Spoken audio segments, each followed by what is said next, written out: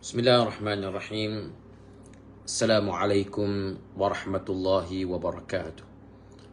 Alhamdulillahi rabbil alamin. Wassalatu wassalamu ala ashrafil anbiya'i wal mursalin wa ala alihi wa ashabihi ajma'in. Subhanaka la ilma lana illa ma 'allamtana innaka antal alimul hakim. Wa la hawla wa la quwwata illa billahil aliyyil azim.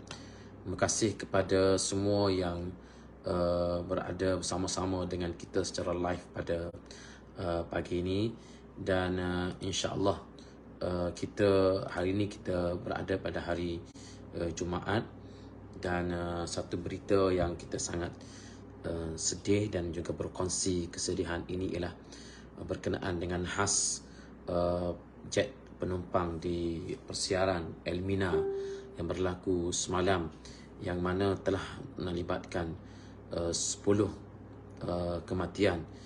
Di antaranya ialah Exco Kerajaan Negeri Pahang, dan beberapa orang yang terlibat juga ialah daripada kalangan yang bukan penumpang jet tersebut yang berada di bawah ketika kejadian terhempas jet persiaran tersebut. Jadi kita sama-sama mendoakan pada hari yang berbahagia pada hari Jumaat ini supaya Allah mengampuni dosa-dosa mereka dan merahmati mereka. Allahumma ighfir lahum warhamhum wa'afihim wa'fu anhum. Semoga Allah Subhanahu wa taala mengampuni segala dosa dan juga kesalahan mereka dan juga merahmati mereka, dan diberikan keampunan dengan seluas-luasnya, dan semoga Allah Subhanahu wa taala memberikan kesabaran kepada keluarga yang terlibat. Apa yang penting ialah kita mahu supaya kejadian ini dapat disiasat dengan lebih lanjut. Apakah puncanya, di mana kita tahu bahawa mengikut laporan daripada media, seminit sebelum jet ini mencunam, iaitu pada jam 2.49 petang, pada jam 2.48 jet ini masih lagi berhubung dengan menara kawalan dan telah diberikan pelepasan untuk mendarat, tetapi seminit kemudian terus mencunam jatuh di persiaran Elmina yang terletak tidak jauh daripada lapangan terbang Subang. Jadi apakah yang berlaku itu kita serahkan kepada pihak yang berkuasa untuk membuat siasatan, dan kita tidak mahu sesiapa pun, mana-mana pihak cuba untuk mempolitikkan isu ini dengan dikaitkan dengan teori konspirasi dan sebagainya. Perlu untuk kita menjaga sensitiviti keluarga mangsa yang terlibat dan menghormati siasatan yang dibuat oleh pihak yang berkuasa. Jadi jangan ada mana-mana pihak yang cuba untuk nak mempolitikkan isu ini, yang saya kira tidak ada kaitan dengan isu-isu politik dan juga mana-mana teori konspirasi. Semoga siasatan ini dapat memberikan suatu kesimpulan bagaimanakah berlakunya insiden ini, sama ada yang melibatkan kerosakan yang tidak dijangka, wallahu taala alam, dan boleh jadi di pihak berkuasa dan pihak kerajaan perlu untuk membuat pemeriksaan atau mewajibkan jet-jet persiaran ini untuk membuat pemeriksaan dengan lebih kerap terhadap kemampuan masing-masing untuk terbang, dan juga melaporkan dengan lebih kerap situasi terkini yang melibatkan kenderaan jet, terutamanya jet-jet persendirian peribadi seperti ini. Dan terima kasih kepada semua, dan insya-Allah kita mengharapkan supaya isu ini dapat diselesaikan dengan segera. Yang penting tuan-tuan sekalian, bahawa dalam proses kita sebagai seorang manusia ini sudah tentu sampai masanya ditentukan oleh Allah Subhanahu wa taala, kita akan sampai kepada saat yang namanya ialah kematian, yang Allah Taala menyebut di dalam Al-Quran, ainama takunu yudrikumul maut walau kuntum fi burujin musyayyada. Di mana jua kamu berada, kamu akan ditimpa oleh kematian, sekalipun kamu berada pada benteng ataupun di dalam benteng yang tersimpul kukuh, ataupun dalam benteng yang kukuh, kamu tetap akan ditimpa oleh kematian. Jadi kita ni semuanya sudah ada tarikhnya, masing-masing, dan sudah ada tempohnya masing-masing. Cuma wallahu alam, kita tak tahu bila Allah Subhanahu wa taala akan mentakdirkan ataupun menjemput kita, itu wallahu taala alam.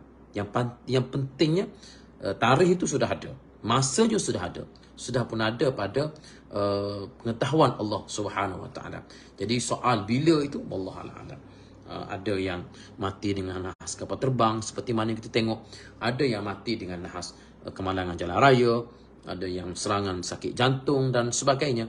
Dan soal ini ialah soal yang terletak pada pandangan Allah Subhanahu wa taala. Jadi apa khabar semua pada hari Jumaat ini, dengan segala perkembangan yang berlaku di dalam negara dan di luar negara, dan juga di dalam suasana politik yang berlaku, saya kira kita sudah boleh untuk move on daripada pilihan raya negeri yang berlaku pada hari Sabtu yang lepas dan bergerak untuk ke depan. Kalau dalam suasana politik, sudah pasti kita akan menuju kepada PRK Pulai dan juga Simpan Jeram yang penamaan calonnya akan berlaku pada minggu hadapan. Jadi siapakah yang akan bertanding? Sudah tentu insya-Allah kalau di pihak PAS, kita akan bertanding di Simpan Jeram, kerana itulah kerusi yang ditandingi oleh PAS pada pilihan raya negeri yang Johor yang lepas. Cuma di peringkat Parlimen Pulai, kalau sebelum ini ditandingi oleh gerakan, sekarang ini sudah tentu saya kira ada perbincangan di kalangan Perikatan Nasional sendiri untuk mengatur gerak langkah yang lebih baik, khususnya melihat kepada situasi untuk kita menawan kerusi Parlimen Pulai ini. Dan saya kira dalam pilihan raya PRN 6 negeri yang lepas, rakyat telah membuat satu referendum yang cukup jelas bahawa rakyat insya-Allah bersama-sama dengan Perikatan Nasional dalam menuju momentum ke depan. Momentum ini ialah momentum bersama dengan Perikatan Nasional. Kerana kita tahu bahawa suatu isyarat yang jelas apabila kita berjaya pertahankan Kelantan, Kedah dan Terengganu dengan kemenangan yang sangat besar. Alhamdulillah.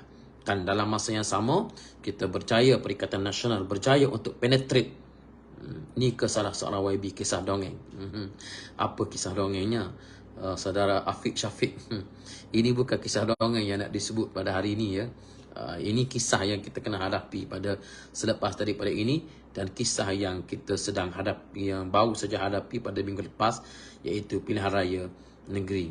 Yang kisah dongengnya ialah apabila ada orang menjaja bahawa Kelantan akan jatuh, Kedah akan jatuh, Terengganu akan jatuh, tapi tak jatuh-jatuh. Jadi itu yang kisah dongeng.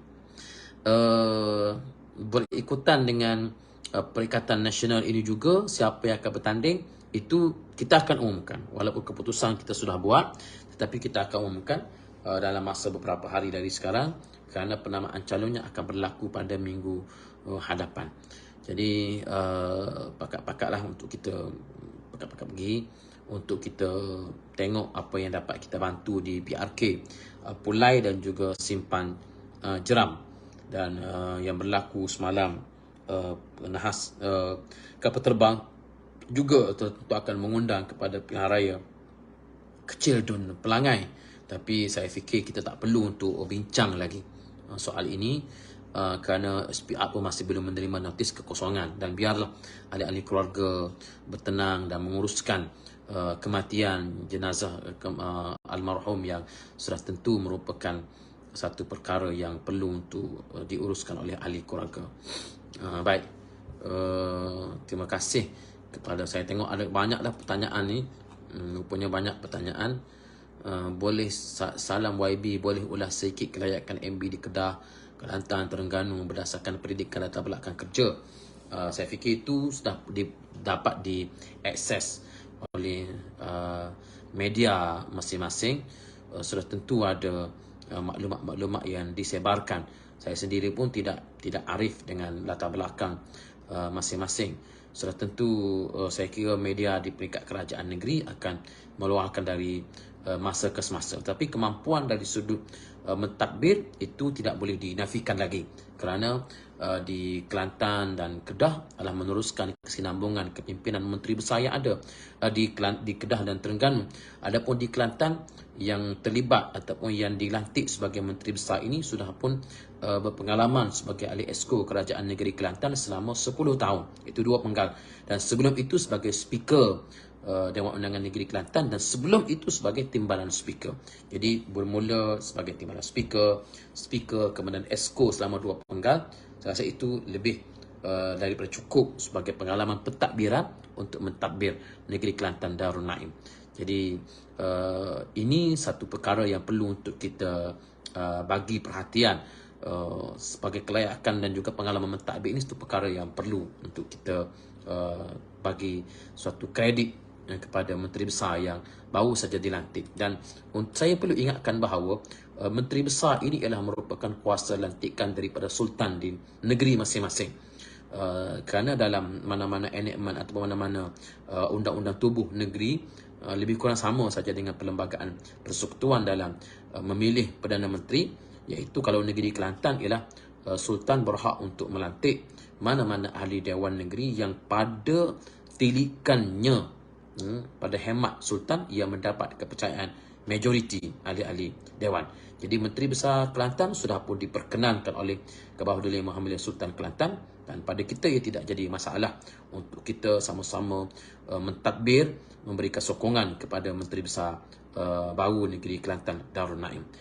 Baik, bagaimana Ustaz pandangan dan perubahan MB di Kelantan, perubahan dan hala tuju selepas daripada ini? Alhamdulillah, Kabinet Kerajaan Negeri Kelantan pada kali ini diwarisi ataupun dibarisi oleh muka-muka baru yang mempunyai latar belakang yang berbeza.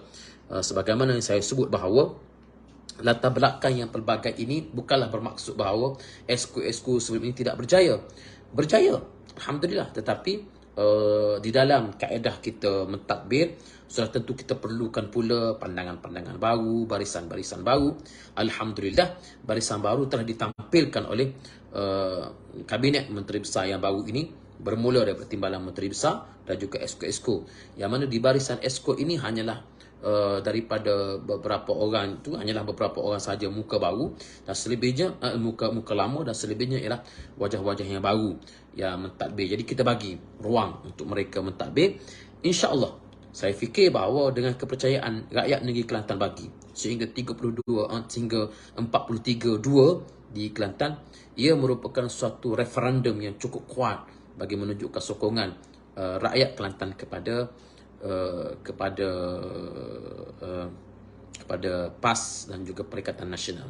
Soalan daripada Abdul Halim, YB Ustaz Fadli, saya nak tanya, kenapa tiba-tiba Ustaz ni Abdul seolah-olah tidak menonjol dan seolah-olah macam sepi dari tampuk politik?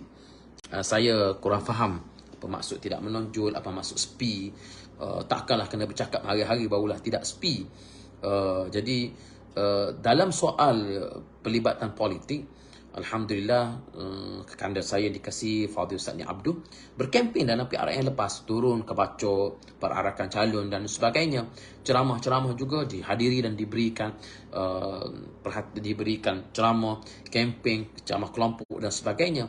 Jadi saya fikir kalau nak kata sepi tu tak sepi. Orang yang sepi ni orang yang duduk dalam rumah, tak pergi keluar, tak berkempen dan sebagainya, tu boleh kata sepi. Tapi Ustaz Ni Abdul ni, dia keluar perarakan calon di Bacok, kerana Bacok itu tempat yang pernah diwakili oleh beliau. Walaupun beliau sudah tidak menjadi ahli parlimen Bacok, perarakan calon PRN baru ni tak dihadiri oleh yang bahagia Fadil Ustaz Ni Abdul. Jadi tidak ada istilah sepi, tidak ada istilah sepi dalam politik. Dan insya-Allah beliau akan terus memberikan komitmen bersama-sama dengan PAS. Sukri Omar, macam di pejabat DPPM ini Tok Ketua. Lama saudara Sukri Omar ni, ni macam saya kenal lah saudara Sukri Omar ni. Oh, ini calon ni, calon Kota Anggerit. Macam pejabat DPPM tu, macam lama tak datang, jadi kena datang. Inilah pejabat DPPM, Pejabat Dewan Pemuda PAS Malaysia. Jadi kalau Al-Fadhil Ustaz Sukri Omar tak jumpa, cari map, saya akan send location untuk datang pejabat. Okey. Tahniah buat PAS ikutlah resmi padi jalan jalan Allah Subhanahu Wa Taala. Terima kasih kepada Samsul Azmi. Terima kasih, kemenangan ini milik Allah Subhanahu Wa Taala. Kemenangan inilah milik Allah Subhanahu Wa Taala. Dan Allah Taala boleh bagi kepada sesiapa yang dikehendaki, dan Allah Taala boleh tarik balik kepada sesiapa yang dikehendaki. Daripada Saiful Faris, pandangan Ustaz yang syur tukar alamat tetap tempat tinggal kerja untuk perubahan di kawasan bandar, menang di sana. Saya fikir bukan masalah menang atau kalah, tidak. Tetapi pada saya sampai masanya anak-anak Kelantan di perantauan, anak-anak Terengganu di perantauan, ataupun sesiapa saja mengundi di tempat anda bekerja. Mengundi di tempat anda bekerja. Supaya apabila berlakunya proses pindah raya, tidaklah berlakunya pergerakan balik kampung secara besar-besaran dan sebagainya. Kecuali memang untuk orang yang berminat balik kampung. Saya pernah jumpa orang Kelantan, saya kata kenapa tak tukar mengundi di Selangor? Dia kata payuh Ustaz, berasa semangat kalau mengundi nak kelip juga kampung. Macam gaya. Sebab 5 tahun sekali nak balik juga. Jadi untuk orang macam ni terpulang lah. Dia rasa semangat nak balik kampung. Dia rasa feel mengundi. Nak balik kampung mengundi tu. Tapi pada saya nak menyerulah kepada semua, mengundilah di tempat di mana anda bermastautin, di mana tetap anda menetap. Yang duduk di Selangor, mengundilah di Selangor. Yang duduk di Kelantan, mengundilah di Kelantan. Tak perlu untuk berlakunya pergerakan untuk mengundi setiap kali berlakunya pilihan raya. Sebab mengundi ini ialah memilih pemimpin yang akan memimpin anda di situ. Jadi kalau orang Selangor, mengundi di Selangor lah. Tetapi saya tidaklah menyatakan ini sebagai mewakili parti saya. Tapi saya membuat satu seruan. Kalau ini dapat dilaksanakan, insya-Allah kita lihat bahawa bila berlakunya pilihan raya, tak timbullah isu turnout yang rendah. Kenapa turnout yang rendah? Kerana orang tak balik mengundi. So kenapa anda memilih untuk mengundi jauh, dan bila berlakunya pengundian anda sukar untuk pergi? Lebih baik anda tukar ataupun memohon untuk bertukar, mengundi di tempat anda yang mudah untuk anda mengundi. Jadi kalau ini dapat dilaksanakan, insya-Allah kita akan melihat turnout yang agak memuaskan berbanding sebelum daripada ini, insya-Allah. Baik. Jadi saya rasa soalan itu agak jelas untuk kita laksanakan. Tak perlulah keluar hukum wajib, serah pada pimpinan PN. Wajib apa ya, saya tak perasan pula tu apa yang dimaksudkan wajib. Kita orang Kelantan mengundi Putrajaya, ya alhamdulillah. Orang Kelantan ke orang apa ke, mengundi di tempat anda bekerja itu, saya fikir itu satu peluang ataupun satu kaedah yang baik, supaya nanti dia lebih mencerminkan sikap atau mencerminkan pilihan rakyat itu sendiri. Kalau mengundi di Kelantan kemudian balik bekerja lain, mengundi di Kelantan balik bekerja kat lain, jadi dia tak nampak pilihan rakyat itu, tak nampak pilihan rakyat. Walaupun ada orang kata bahawa saya balik Kelantan pun mak ayah saya suruh saya undi PAS, alhamdulillah baguslah. Tapi kalau anda mengundi di tempat anda berada pun, itu saya rasa lebih baik. Semoga kita diberikan kemenangan sepenuhnya, saudara Abdul Hafiz. Semoga kita diberikan kemenangan sepenuhnya, termasuk di Putrajaya. Sikit masa lagi Ustaz, insya-Allah. Parlimen Putrajaya alhamdulillah kita dah menang. Tinggal lagi ialah kita nak ambil alih Putrajaya itu sendiri, iaitu mengambil alih kerajaan Malaysia. Bagaimana caranya, wallahu alam. Kita nanti tengoklah bagaimana nak berlakunya perubahan ini. Yang pastinya ialah melalui jalan demokrasi. Kita tidak akan ambil dengan cara kekerasan, tidak. Setuju Ahmad Sani, setuju. Sebab itu peratusan mengundi orang-orang Melayu khususnya di Kelantan sangat rendah. Ini satu sebab. Kerana ramai yang duduk kat luar, duduk Selangor dan sebagainya. Jadi kalau rasa payah balik, mengundi di tempat anda berada. Assalamualaikum. YB Perak wajib lakukan PRN semula. YB Perak wajib lakukan PRN semula. Komen sikit YB. Kamal Ferus kata Perak wajib lakukan PRN semula. Saya tidak rasa begitu, kerana pilihan raya telah pun berlaku, kerajaan telah terbentuk, dan terpulanglah kepada kerajaan bagaimana untuk nak govern the government, untuk nak menguruskan kerajaan yang ada pada hari ini. Itu terpulang kepada kerajaan macam mana nak buat pentadbiran dan sebagainya. Tak perlu untuk PRN balik, sebab negara kita ni sudah terlampau banyak pilihan raya. Tahun 2023 kita ada PRN 6 negeri. 2024 mungkin kita tidak ada lah. kita tidak ada pilihan raya tahun 2024. Tetapi kalau kita mengikut garis masanya, kita ada pilihan raya ni sangat-sangat kalau saya boleh tengok kepada nota saya ni sendiri, ialah pilihan raya ini yang akan berlaku ialah pada bulan tahun 2024 dan 2025 akan berlaku pilihan raya, iaitu pilihan raya Johor, kemudian diikuti dengan PRN Sarawak, Melaka, seterusnya pilihan raya umum tahun 2027. Jadi untuk ke depan ini yang kita tidak ada pilihan raya adalah tahun 2024 sahaja. Tahun 2024 sahaja kita tidak ada pilihan raya. Jadi ini satu perkara yang saya fikir agak menyebabkan beban terhadap perbelanjaan kerajaan. Alangkah baiknya sekiranya kita buat satu penyelarasan PRN dan PRU seluruh negara serentak. Mungkin Sabah ni kita tak sempat, ataupun Johor kita tak sempat. Kita boleh perkenalkan apa yang kita boleh perkenalkan, darurat sebagai contoh. Walaupun ini sebagai lontaran awal, darurat itu dengan maksud ialah kita delaykan pilihan raya negeri itu supaya ia dapat serentak dengan pilihan raya umum dan mempercepatkan pilihan raya umum dan juga beberapa pilihan raya negeri di 6 negeri ini. Let's say mungkin 4 tahun selepas tahun 2022, tahun 2026 berlaku PRU yang melibatkan seluruh Malaysia sekaligus.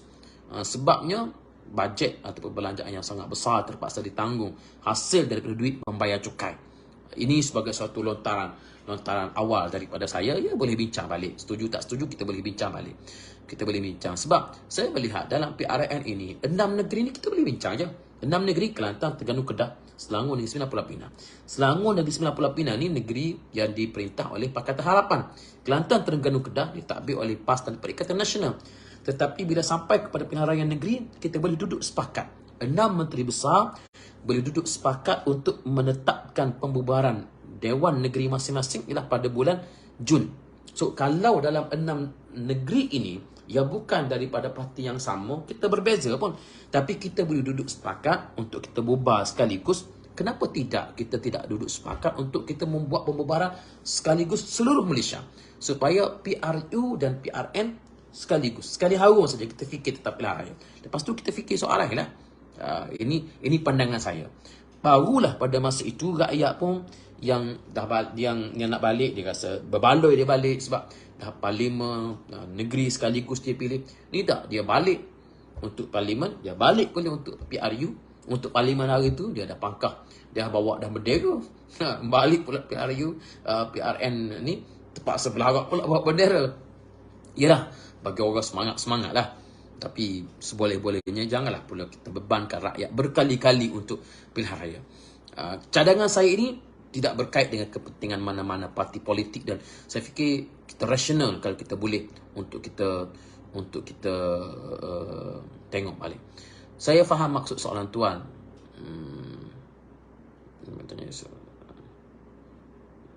Saya tak perasan ni soalan mana ni. Assalamualaikum YB, ada kemungkinan tak untuk PH menang petition di Selangor sekiranya kerajaan PH di Selangor? Daripada Zubaidi Shah. Assalamualaikum YB, ada kemungkinan tak untuk PH menang petition di Selangor sekiranya kerajaan PH di Selangor filekan petition untuk 4 DUN yang majoriti undian di bawah 500? Oh, jadi dijawab oleh saudara Salih Saham. Saya faham maksud soalan tuan, tapi soal ini ibarat kita tanya esok petang hujan atau panas. Betul lah jawapan yang diberikan oleh saudara Salih Saham tu.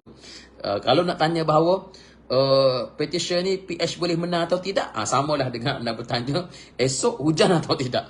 Ramalan cuaca boleh buat, tapi kadang-kadang tak tepat pun. Jadi petition ni ada banyak faktor yang need to be taken into consideration. Betul, banyak faktor yang perlu untuk diberikan perhatian. Kadang-kadang faktor hakim pun satu perkara juga.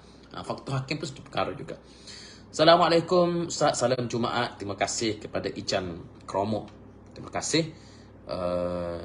Kawasan saya majoriti Cina, susah nak menang, kata Muhammad Amin. Kita bukan soal Cina atau tidak, tapi mungkinlah mesej yang nak dibawa oleh Perikatan Nasional ini masih belum diterima oleh rakan-rakan kita daripada non-Muslim, mungkin boleh jadi persepsi dan sebagainya, itu tidak memihak kepada kita. Jadi kita terpaksa beri masa. Abdul Ghani Abdul Manaf, itulah sepatutnya janganlah tebuk atap tu yang jadi celaru. Tunggu 5 tahun pilihan raya lah. Kenapa tebuk atap rampas kuasa? Pula dah. Ini bukan soal tebuk atap. Kita kalau nak kira tebuk atap, kerajaan persekutuan ini diambil alih tahun 2020. Pilihan raya berlaku betul-betul bila habis term tahun 2022. Daripada tahun 2018, tahun 2023 sepatutnya, tapi dibuat akhir tahun 2022. So 4 tahun, satu tempoh yang cukup selesa lah.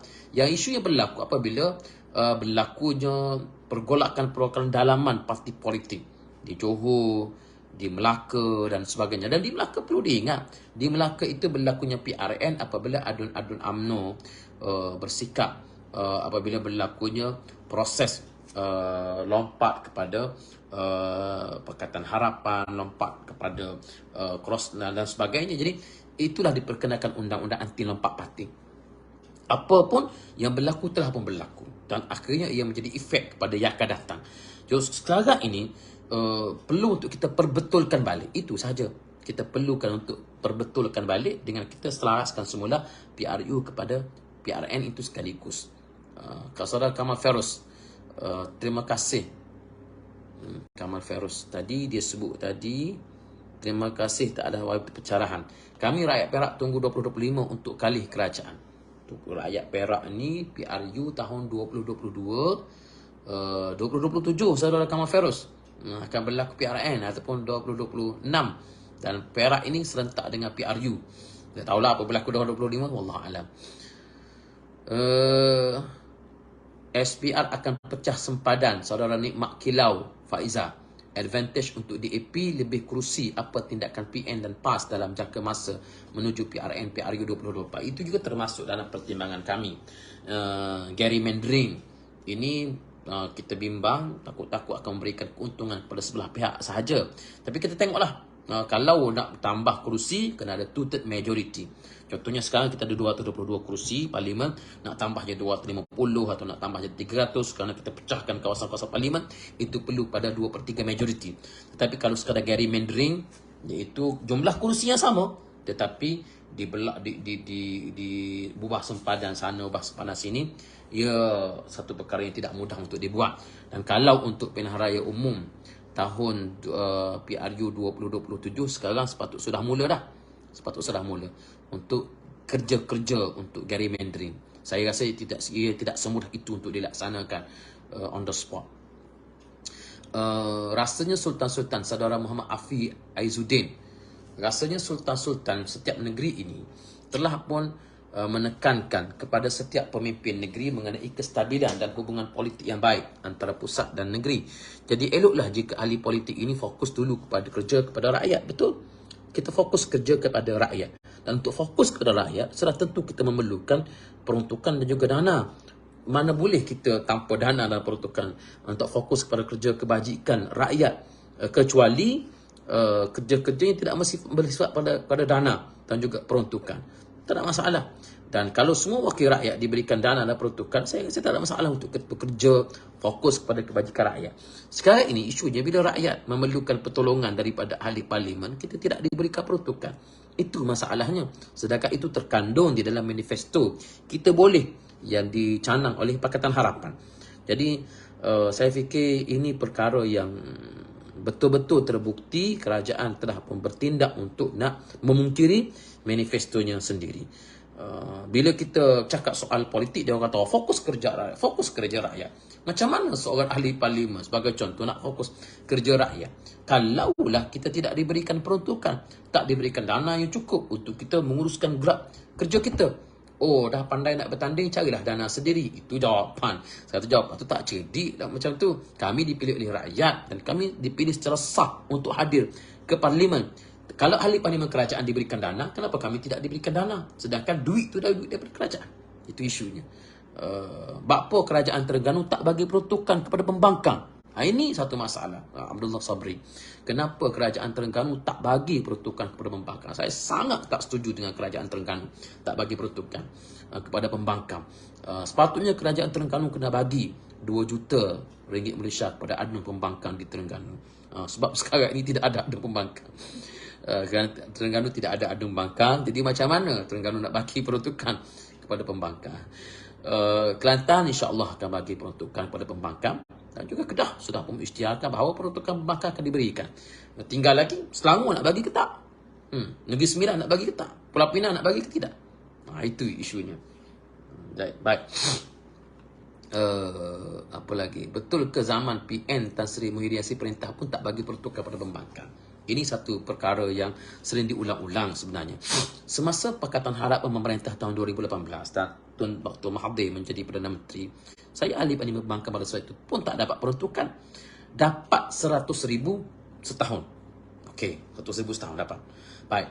Bila kita jadi kerajaan, pada masa itu Pakatan Harapan tak bagi peruntukan pada pembangkang. Bila kita jadi kerajaan, Tan Sri Muhyiddin meneruskan dasar yang sama, 100,000 kepada ahli parlimen pembangkang pada masa itu, dan juga 300,000 bakul makanan, 300,000 ringgit Malaysia, campur 2 tu 400,000 ringgit Malaysia dapat pada ahli parlimen pembangkang.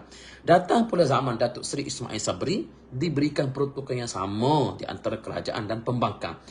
Cumanya pada masa itu ialah diadakan MOU supaya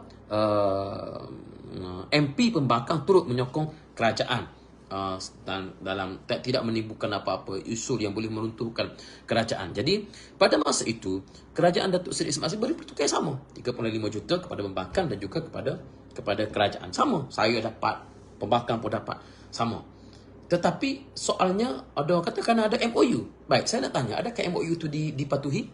Adakah MOU itu dihormati dan dipatuhi? Saya kata tidak.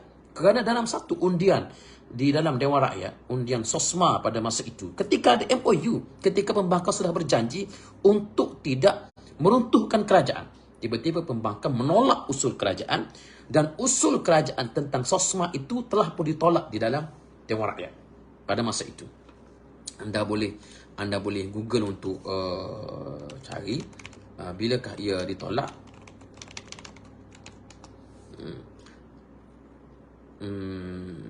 Pada 23 Mac tahun 2022. 23 Mac tahun 2022 pada masa itu telah pun ditolak kegagalan kerajaan mendapatkan kelulusan Dewan Rakyat bagi subsection 45 Akta Keselamatan Dalam Negeri, langkah-langkah khas. Baik, ini pada masa itu kalau nak kira convention pada masa itu, Perdana Menteri sudah pun hilang majoriti kerana usul kerajaan telah pun ditolak dan tidak pernah berlaku di dalam sejarah usul kerajaan gagal, kecuali pada zaman Datuk Seri Ismail Sabri. Sepatutnya pada ketika itu Perdana Menteri sepatutnya bila sudah hilang majoriti, Perdana Menteri kena menghadap agung untuk menyatakan bahawa Patik telah pun hilang majoriti dalam Dewan kerana usul kerajaan telah ditolak di dalam Dewan Rakyat. Tetapi Pakatan Harapan pada masa itu tidak menekan, ataupun pembangkang pada masa itu tidak menekan untuk PM letak jawatan. Kerana apa? Kerana tidak bersedia nak hadapi pilihan raya. Tetapi usulnya sudah mereka tolak di dalam Dewan, bagi membuktikan bahawa PM sudah menghilang majoriti di dalam Dewan. Saya nak tekankan di sini bahawa MOU yang mereka tanda tangi, iaitu untuk mereka tidak menggugat kestabilan kerajaan, telah pun mereka sendiri mungkiri pada bulan Mac tahun 2022. Bila mereka menolak usul kerajaan, persoalannya, adakah peruntukan mereka disekat? Mereka tak disekat pun. Sepatutnya kerajaan sekat peruntukan sebab pembangkang telah memungkiri MOU. Tak sekat pun. Bererti bahawa MOU itu hanyalah sebagai suatu bukan legal binding, bukan satu dokumen yang berbentuk undang-undang pun. Tak boleh dipertikaikan di mana-mana, tak boleh dirujuk ke mana-mana mahkamah pun, tidak ada legal binding pun. Tapi kerajaan tetap bagi peruntukan. Dan bila MP pembangkang memungkiri MOU tersebut, bagi juga peruntukan sampailah akhir dibubarkan parlimen. Bila sampai zaman Perdana Menteri PMX sekarang ini, langsung tidak diberikan. Kalau zaman Tok Dr. Mahathir dapat juga 100,000 setahun. 100,000 setahun. Zaman Tok Dr. Mahathir ini dapat 100,000 setahun. Tapi zaman PMX Madani ini langsung tak dapat. Kalau zaman Tok Dr. Mahathir tak ada rundingan pun, tidak ada MOU pun. Dapat juga 100,000. Sekarang langsung tak dapat. Jadi maksudnya sekarang ini bahawa saya fikir bahawa kerajaan yang ada pada hari ini bukan walk the talk. Tidak ada lagi yang disebut sebagai reformasi dan sebagainya. Tetapi saya tidaklah bimbang sangat. Pada saya tidaklah bimbang. Kenapa saya tidak bimbang? Kerana insya-Allah kerajaan ini akan jatuh. InsyaAllah. Bila kerajaan ini jatuh dan bila kerajaan pada hari ini menjadi pembangkang, pada masa itu sudah tidak ada alasan untuk mereka mohon peruntukan daripada kerajaan yang ada, sebab ketika mereka jadi kerajaan pun mereka tak bagi peruntukan. Dan pada masa itu rasalah apa yang telah kamu lakukan selama ini. Walaupun saya sendiri secara peribadi saya mengharapkan supaya kalau Perikatan Nasional jadi kerajaan, kita bagi layanan yang sama kepada MP daripada pembangkang pada masa itu. Tapi pembangkang pada masa itu sudah tidak ada hak untuk menuntut. Kerana ketika mereka menjadi pembangkang, ketika mereka menjadi kerajaan, mereka tak bagi peruntukan kepada pihak pembangkang. Baik. Jadi itulah bagaimana PN nak bantu adun PN pembangkang negeri PHPN. Muhammad Azwan kata, bagaimana PN nak bantu adun PN pembangkang. Jadi ini satu persoalan yang menarik juga. Bukan setakat nak bantu adun PN pembangkang, nak bantu ahli parlimen pembangkang di negeri PN sendiri pun saya fikir agak bermasalah. Nak bantu macam mana dengan kekangan kewangan kita yang ada, kekangan kewangannya dan sebagainya, susah untuk kita bantu. Tapi insya-Allah saya fikir rakyat faham. Rakyat sangat-sangat memahami, dan pada saya isu peruntukan ini adalah merupakan isu yang besar, tapi ia difahami oleh rakyat. Rakyat sekarang sudah pun cukup jelek dan cukup cerdik. Rakyat tahu bahawa siapakah yang menindas dan sebagainya. Jadi anda tidak boleh tipu rakyat. Medium sekarang ini sangat-sangat terbuka. Sangat terbuka. Jadi kalau anda nak tipu rakyat, anda tidak akan berjaya untuk menipu rakyat. Tak boleh tipu rakyat. Baik. Apa yang YB buat dengan peruntukan yang YB dapat masa Datuk Seri Ismail Sabri? Ya, peruntukan ini dia banyak. Ada peruntukan untuk pembangunan, ada kerja-kerja bangunan, dan peruntukan untuk sumbangan. Jadi semuanya kita dah bentang atau kita dah submit kepada pihak yang audit dan sebagainya. Laporan-laporan yang cukup lengkap. Dia peruntukan ni walaupun ada, dia bukan mudah kita nak ambil macam tu je. Kita kena ada kerja, kita kena ada bukti projek itu dibuat. Dan saya sendiri ketika berkempen untuk PRU yang lepas, sudah pun membentangkan projek-projek kita laksanakan. Saya sendiri sebagai ahli parlimen Pasir Mas telah laksanakan projek di Pasir Mas dengan jalan kampung dan sebagainya yang berjumlah lebih 200 lebih jalan kampung di seluruh Pasir Mas, dengan melibatkan projek bernilai 20,000 ke 30,000 untuk satu projek. Jadi semuanya kita telah laksanakan. Ada dalam report card yang telah kita gunakan untuk hujung tahun ketika kempen pilihan raya lepas. Jadi kalau kata kita tak buat apa-apa, itu pelik sangatlah. Kalau anda kata tak buat apa-apa, pelik sangat. Jadi kalaulah bahawa tak nampak apa-apa pun, jadi kalau begitu di parlimen mana yang anda nampak apa-apa tu, yang anda nampak apa-apa, nampak tiba-tiba daripada tak ada bangunan, bila dia jadi ahli parlimen terus bangun bangunan. Saya fikir ini satu benda yang sangat-sangat menakjubkan lah. Berak maha dahulu ni YB terbaik, YB pencerahan yang mudah difahami oleh rakyat. Beras maha dah, ya. Isu barangan maha pun satu perkara yang gagal ditangani oleh kerajaan yang ada pada hari ini. Bukanlah maksudnya bahawa bila kalau Perikatan Nasional jadi kerajaan terus barang jadi murah. Tidak. Tetapi saya melihat menteri-menteri lebih banyak berpolitik. Menteri Ekonomi asyik berceramah setiap malam. Menteri KDN pun dah jadi Menteri Hairul Sanusi, pergi ke Kedah ceramah setiap malam, hentam pembangkang, menyebabkan kebajikan polis terabai. Itu sebab polis sepenuhnya mengundi Perikatan Nasional. Sebab banyak lagi isu-isu kebajikan polis yang perlu untuk anda tangani. Isu-isu gaji, isu bonus semasa bekerja, isu quarters, isu macam-macam lagi. Isu yang melibatkan kebajikan pihak polis, anda tak tangani. Tetapi anda sibuk untuk nak menyerang negeri-negeri pembangkang. Anda sibuk nak menyerang Menteri Besar Kedah dan menyebabkan fokus anda terabai. Sebab itu polis, alhamdulillah, sokong kita.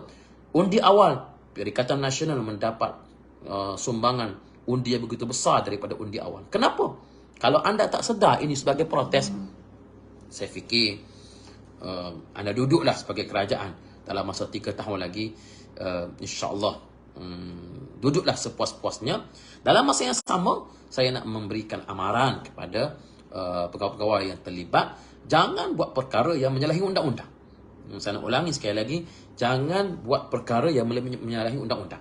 Kerana kalau tiba-tiba anda tidak jadi kerajaan, mereka yang melakukan kesalahan inilah yang pertama kali akan dicari. Harap di Pasir Mas, apa tadi? Harap di Pasir Mas ada inisiatif untuk kebersihan bandar, terutama di Pasar Tasik Raja. Terima kasih Muhammad Afiq Aizuddin. Pasar Tasik Raja ni berada di Parlimen Rantau Panjang. Pasar Tasik Raja ni berada di Parlimen Rantau Panjang. Walaupun nama je Pasar Tasik Raja tu Pasir Mas, tapi berada di Parlimen Rantau Panjang. Tapi bolehlah saya cuba majukan pendapat yang terlibat. Dia macam anda berada di Shah Alam lah. Walaupun alamat anda ni Shah Alam, tapi anda mungkin berada di parlimen yang lain, dalam pilihan raya, dalam kawasan pilihan raya. Anda berada di Kota Baru. Kalau anda turun di airport, kawasan airport tu alamatnya Kota Baru, tapi parlimen perkara cepa. Anda pergi sampai ke Hospital USM Kubang Krian, alamatnya masih di Kota Baru, tetapi parlimennya sudah menjadi Parlimen Kubang Krian. Naik lagi sampai Nilampuri, Ketereh, masih lagi Kota Baru, tetapi Parlimen Ketereh. Samalah juga. Di Pasar Tasik Raja itu ialah Parlimen Rantau Panjang, walaupun alamatnya di Pasir Mas. Hazaruddin Abdullah, penjawat awam bawah KDN, sendiri tak undi menterinya. Dah lah kalah beribu-ribu, betul. Kalah bertanding dalam PKR. Penjawat awam pun tak bagi sokongan kepada parti menterinya sendiri. Sebab itu bagi saya mohon sangat-sangat Perdana Menteri kekalkan, pertama Menteri Dalam Negeri, yang kedua Menteri Ekonomi. Sebab apa? Sebab dua orang ini sangat-sangat membantu Perikatan Nasional untuk menambahkan undi. Bila ada dua orang ni, kita mudah sikit nak berkemping. Dan kekalkan Ketua Pengarah JECOM.